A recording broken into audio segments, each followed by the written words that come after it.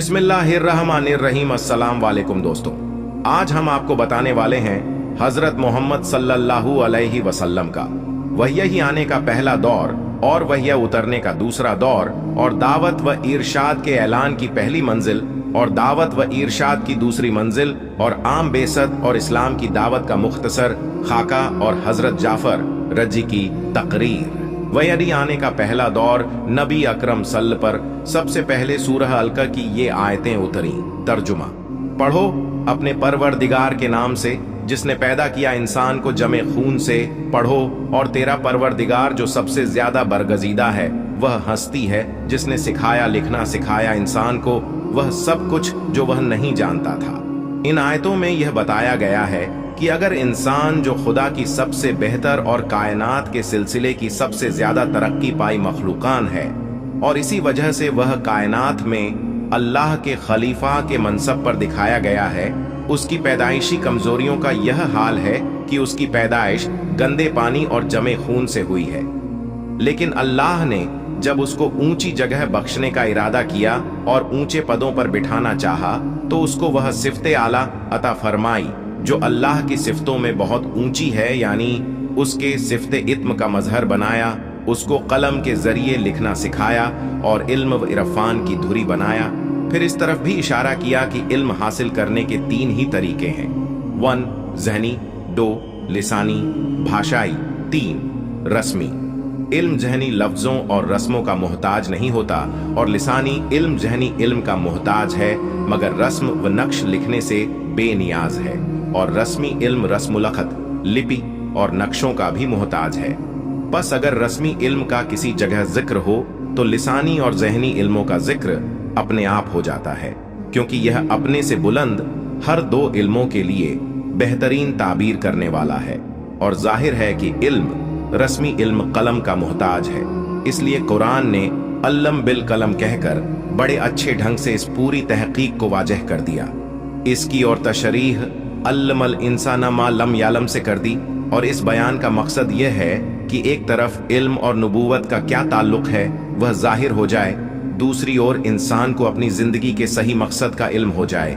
वही उतरने का दूसरा दौर हिरागार में नबूवत के मनसब से सरफराज किए जाने के वक्त सूरह अलका की ये कुछ आयतें उतर कर अल्लाह की वही का सिलसिला कट गया।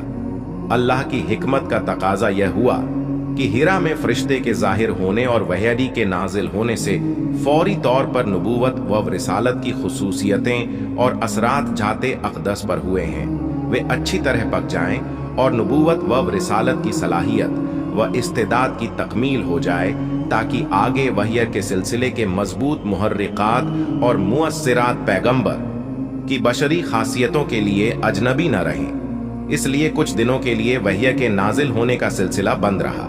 इसी को मजहब के लफ्जों में फतरते वही का बंद होना कहते हैं। लेकिन जाते अक़दस सल्लल्लाहु अलैहि वसल्लम को हिरा में पेश आने वाली कैफियत और सूरत हाल से जो फितरी तशवीश स्वाभाविक चिंता पैदा होती थी, जब उसने सुकून और इत्मीनान की शक्ल इख्तियार कर ली, तो वही के नाजिल होने की रूहानी कैफियतों ने इस दर्जा लुत्फ पैदा किया कि आप उस फतरत को बर्दाश्त न कर सके, और लुत्फ वाले और गहरे जज्बों ने इस हद तक बेचैनी की शक्ल इख्तियार कर ली कि कभी कभी नामूसे अकबर जिब्रील अमीन जाहिर होकर आपको सब्र व तस्कीन की दावत देते और यकीन दिलाते थे कि अपनी तमाम नजाकतों, खूबियों और हुस्न व कमाल के साथ नबूवत व रिसालत का यह सिलसिला आपकी जाते अक़दस के साथ जुड़ चुका है, और फतरत का यह दौर बस थोड़े दिनों का है, इसलिए आप परेशान ना हो। तब आप तस्कीन पाते और वायदे वाले वक्त के इंतजार में रहते कि कुछ दिनों बाद वही के आने का सिलसिला दोबारा शुरू हुआ, और सबसे पहले सूरह मुद्दस्सिर की ये आयतें उतरी। तर्जुमा: ऐ कमली पोश उठ और लोगों को गुमराही के अंजाम से डरा, और अपने पालनहार की अजमत अफ जलाल को बयान कर और लिबास को पाक कर, और बुतों से जुदा रह और ज्यादा हासिल करने की नीयत से अच्छा व्यवहार न कर, और अपने पालनहार के मामले में अजियत व मुसीबत पर सब्र इख्तियार कर। 74 1 से 7। इन आयतों ने गोया जिंदगी के इंसानी मकसद की तकमील कर दी, क्योंकि सूरह अलकन में कहा गया था कि इंसानियत कुबरा के लिए सही इल्म शर्त है। ये नहीं तो कुछ भी नहीं। अब यह बताया जा रहा है कि सही इल्म की ऊंचाई और बढ़ाई के मान लेने के बाद भी इंसानियत की तकमील उस वक्त तक नामुमकिन है कि सही इल्म के साथ सही अमल भी मौजूद हो।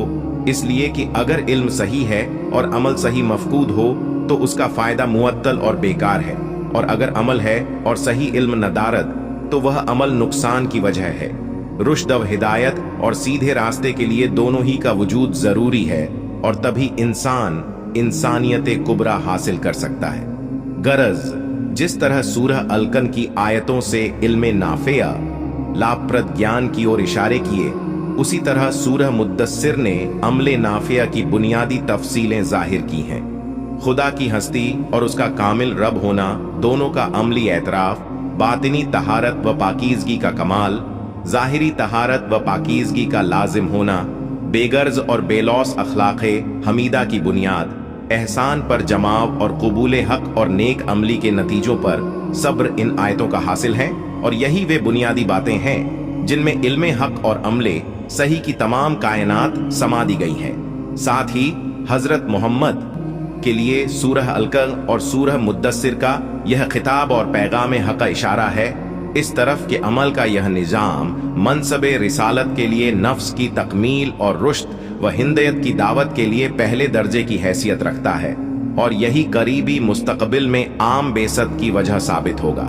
दावत व इरशाद के ऐलान की पहली मंजिल कुरान के इस हुक्म के बाद, जो कि तबलीग और हक़ की दावत का पहला पैगाम था, दावत अब इरशाद ने एक कदम और आगे बढ़ाया, और अब जाते हक़ ने सूरह शुआरा की आयतें नाजिल फरमाकर नबी अकरम सल्लल्लाहु अलैहि वसल्लम को यह फैसला सुनाया कि सबसे पहले रिश्तेदारों और करीब के लोगों को हक़ की दावत दीजिए, ताकि दूसरों पर भी उसका असर पड़े। और यूं भी कुरैश और बनी हाशिम के वहीदी कबूल करने का असर तमाम अरब कबीलों पर पड़ना लाजिमी है, इसलिए वे सब कबीलों के सरखेल और सरगिरोह हैं, और हरम के रहने वाले होने की वजह से तमाम अरब पर उनका दीनी और दुनियावी असर है। सूरह शुआरा में है तर्जुमा, और ऐ पैगंबर अपने करीबी नातेदारों को गुमराही से डरा, और जो मुसलमान आपकी पैरवी करने वाले हैं उनके लिए अपने बाजुओं को पस्त रखो, यानी नरमी और तवाजो से पेश आओ। अगर वे नाफरमानी करें तब तो उनसे कह दो मैं तुम्हारे इन बुरे कामों से बरी हूं, और गालिब रहम करने वाली जात पर भरोसा करो जो तुमको उस वक्त भी देखती है जब तू उसके दरबार में खड़ा होता है, और उस वक्त भी जबकि तू सजदा करने वालों में मिलकर उसके सामने सजदा रेज होता है। बेशक वह सुनने वाला और जानने वाला है। 26 214 से 220 तक गोया यह इल्म व अमल की तकमील और रुश्द व हिदायत के मनसबे फैजान के बाद दूसरा दर्जा था, जिसमें हक़ का ऐलान और इस्लाम की दावत की अमली सूरत इख्तियार करने के लिए तहरीक की गई। चुनांचे सही रिवायतें गवाह हैं कि आप ने सफा की चोटी पर खड़े होकर उस जमाने में राइज ऐलान के तरीके के मुताबिक या सबाहा कहकर कुरैश के खानदानों पुकारा, और जब सब जमा हो गए तो एक मिसाल देकर समझाया कि मैं खुदा का पैगंबर, रसूल और सीधे रास्ते के लिए सच्चा हिदायत करने वाला हूं। इरशाद फरमाया, लोगो अगर मैं तुमसे यह कहूं कि इस पहाड़ के पीछे एक भारी फौज जमा है और तुम पर हमले के लिए तैयार, तो क्या तुम मुझको सच्चा समझोगे? ओ मुसद्दिकी, लोगों ने कहा हमने आपको अस्सादिकुल अमीन पाया है, आप जो कुछ कहे हक और सदाकत पर टिका होगा। तब आपने फरमाया, तो लोगो मैं तुमको एक अल्लाह की ओर बुलाता हूं और मूर्ति पूजा की गंदगी से बचाना चाहता हूं। तुम उस दिन से डरो जब खुदा के सामने हाजिर होकर अपने आमाल व किरदार का हिसाब देना है। तारीख इब्ने कसीर। यह सच्ची आवाज जब कुरैश के कानों में पहुंची तो वे हैरान रह गए और बाप दादा के दीन बुत परस्ती के खिलाफ आवाज सुनकर खफा होने लगे। गोया सब में एक आग दौड़ गई और सबसे ज्यादा आपके हकीकी चचा अबुलहब को तैश आया और गजबनाक होकर कहने लगा, तू हमेशा हलाकत और रुसवाई का मुंह देखे, क्या तूने इस गरज से हमको बुलाया था? अजब मंजर है कि कुछ घड़ियां पहले जिस मोहम्मद बिन अब्दुल्लाह की सदाकत व अमानत और अच्छी आदतों से सारी कौम मुतासिर रहकर उसकी अजमत व इज्जत करती और उनके साथ बालिहाना मोहब्बत जाहिर करती थी, वहीं आज इस ऐलान पर कि मैं मोहम्मद रसूलुल्लाह हूं, एक साथ परायेपन और नफरत रखने वाली और खून की प्यासी बन गई। दावत व इरशाद की दूसरी मंजिल सीरत की किताबों में पढ़ आए हो कि नबी अकरम सल्लल्लाहु अलैहि वसल्लम ने खानदान और बिरादरी के लोगों को राह हक दिखाने और उनकी ईमानी और अखलाकी हालत ठीक करने की खातिर क्या कुछ नहीं किया, मगर कुरैश के कुछ लोगों के सिवा किसी ने आपकी दावत पर लब्बैक न कहा और अदावत व बुग़्ज़ को अपना शेवा बनाए रखा। तब दावत व इरशाद ने तरक्की के तीसरे जिने पर कदम रखा और अल्लाह की तरफ से हुक्म हुआ, ए हक़ की दावत देने वाले, खानदान और बिरादरी के इनकार और सरकशी से बददिल और गमगीन न हो और अपनी जिम्मेदारी पर जमकर डटे रहो, क्योंकि सादत सौभाग्य और शकावत दुर्भाग्य तुम्हारे कब्जे में नहीं है। तुम्हारा काम तो सिर्फ इब्लाग पहुंचाना है। अलबत्ता अब खानदान के दायरे से आगे बढ़कर मक्का और उसके चारों तरफ के कबीलों और कौमों को भी हक का यह पैगाम सुनाओ और दावत व इरशाद का यह तोहफा उनके सामने भी रखो, ताकि जो सईद रूहें पैगाम हक के लिए बेचैन और परेशान हैं, वे इस पर लब्बैक कहकर तस्कीन पाएं और प्यासी रूह को जिंदगी के पानी से सींचें। तर्जुमा। और देखो, यह किताब कुरान है जिसे हमने तौरात की तरह नाजिल किया, बरकत वाली, और जो किताब इससे पहले नाजिल हो चुकी है इसकी तस्दीक करने वाली, और इसलिए नाजिल की ताकि तुम उम्मुल कुरा यानी शहर मक्का के बाशिंदों को और उसको जो उसके चारों तरफ है गुमराहियों के नतीजों से डराओ। तर्जुमा।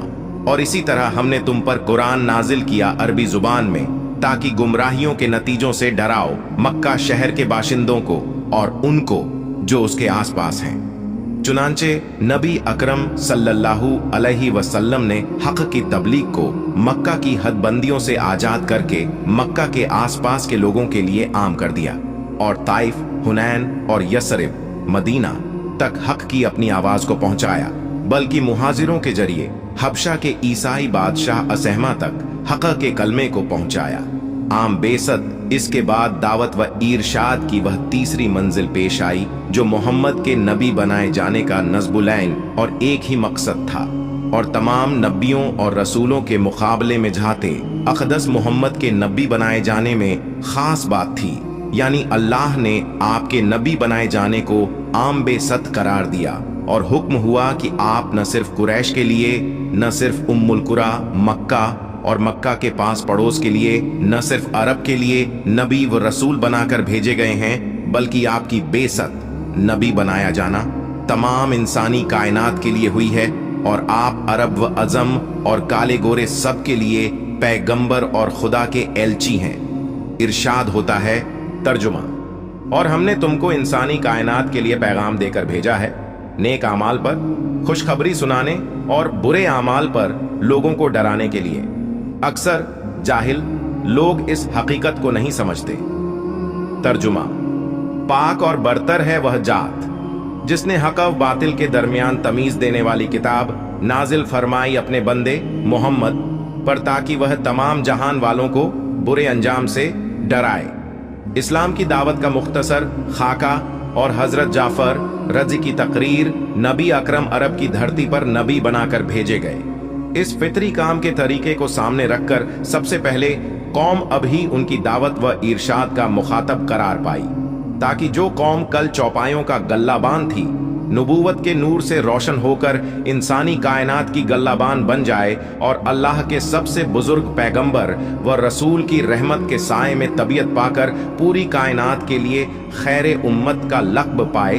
तो अब देखना यह है कि अरब जैसी सरकश, जाहिल और तहजीब से कोरी कौम और अखलाकी व फिक्री जज्बात व एहसासात से बिल्कुल ही हटी हुई कौम पर इस्लाम की दावत ने फौरी तौर पर क्या असर किया, ताकि हम आसानी से यह अंदाजा कर सकें कि जिस मजहब के बुनियादी उसूल और अकीदे और सोच ख्याल ने ऐसी कौम की जिंदगी के शोबों में हैरत में डालने वाला और शानदार इनकलाब पैदा करके उससे रूहानी दुनिया का इंसान बना दिया, उस मजहब के सच्चे होने के लिए अकेले यह एक कारनामा ही रोशन दलील बन सकता है।